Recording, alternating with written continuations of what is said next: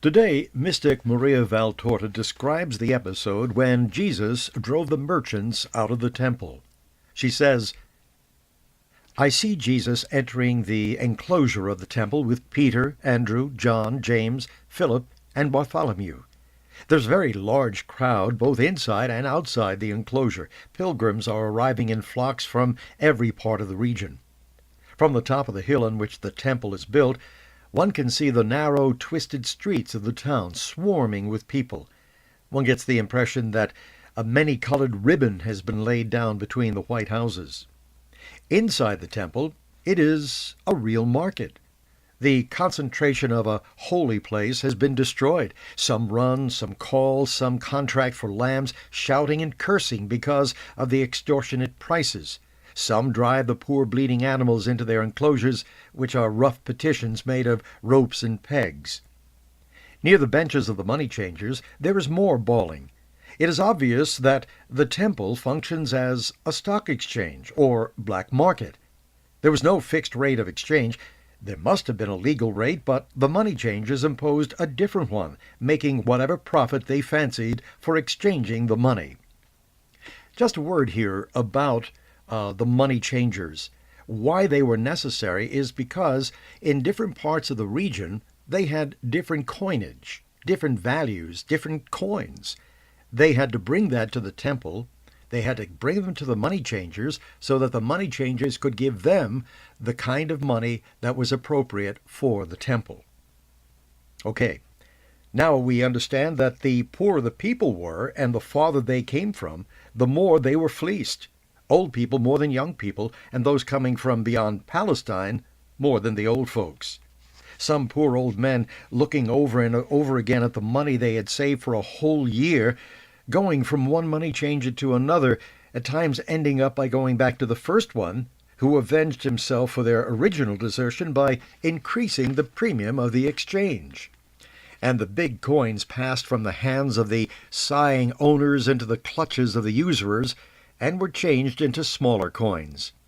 Then a further tragedy would take place with vendors over the choice and payment of their lambs, and the poor old men, particularly if they were half blind, were given the most wretched little lambs. There's an old couple, a man and a wife, that I see.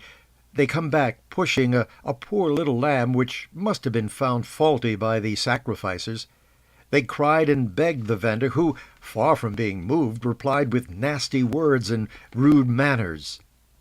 Considering what you want to spend, Galileans, the lamb I gave you is even too good. Go away. Or if you want a better one, you must pay 5 more coins.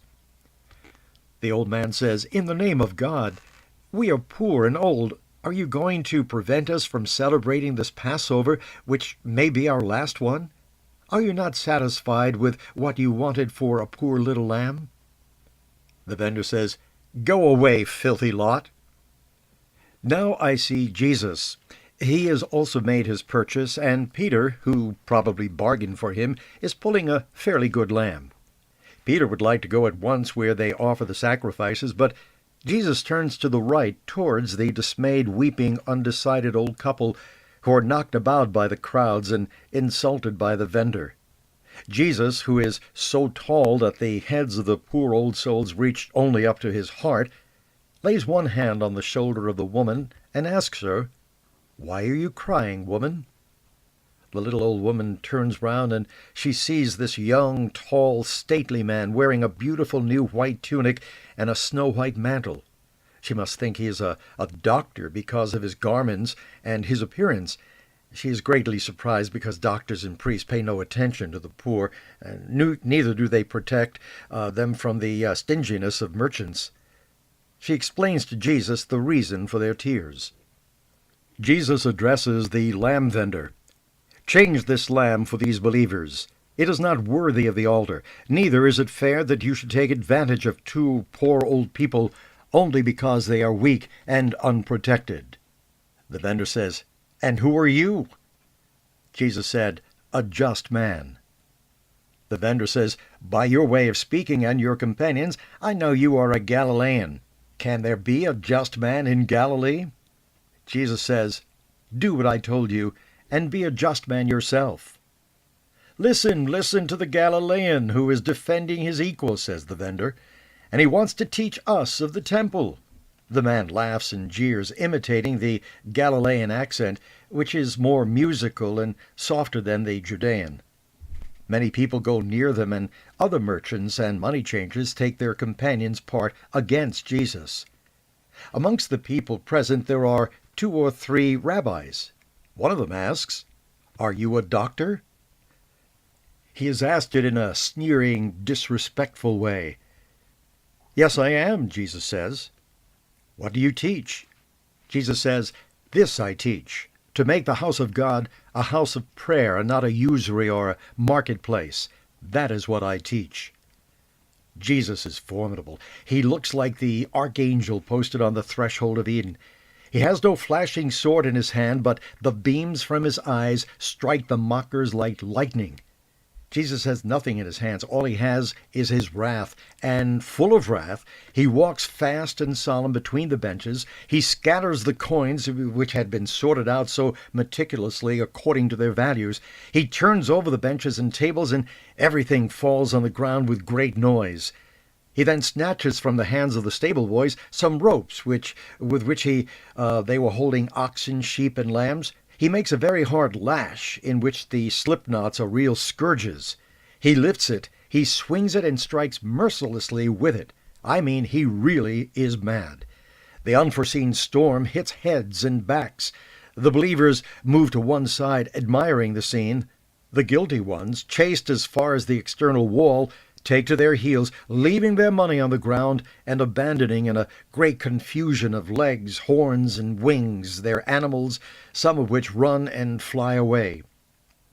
Priests, rabbis, and Pharisees rush to the spot. Jesus is still in the middle of the yard on his way back from the chase. The lash is still in his hands. They demand, "Who are you? How dare you do that, upsetting the prescribed ceremonies? From which school are you? We do not know you, neither do we know where you come from."